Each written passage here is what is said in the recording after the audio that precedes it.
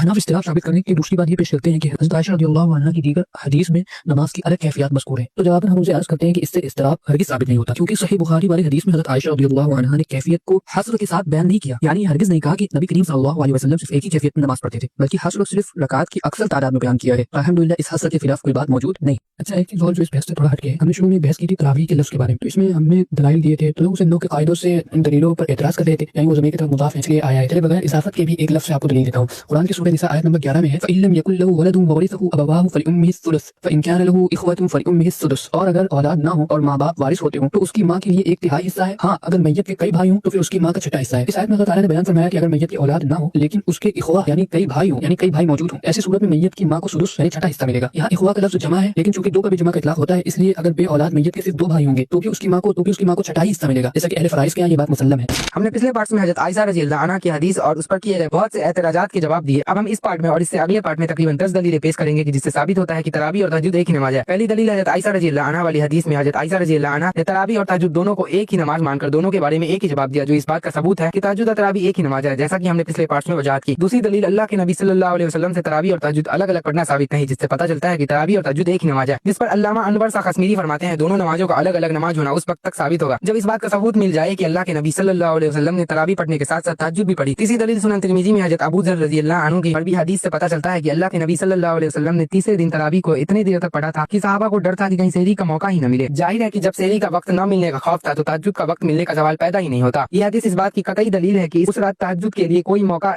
था ही नहीं और आप सल्लल्लाहु अलैहि वसल्लम ने उस रात तहज्जुद नहीं पढ़ी। अगर तरावी और तहज्जुद दोनों अलग अलग नमाजें होती तो आप सल्लल्लाहु अलैहि वसल्लम ने उस रात भी तहज्जुद खुद पढ़ते और सहाबा रिज़वानुल्लाह अलैहिम अजमईन को भी उसका मौका देते।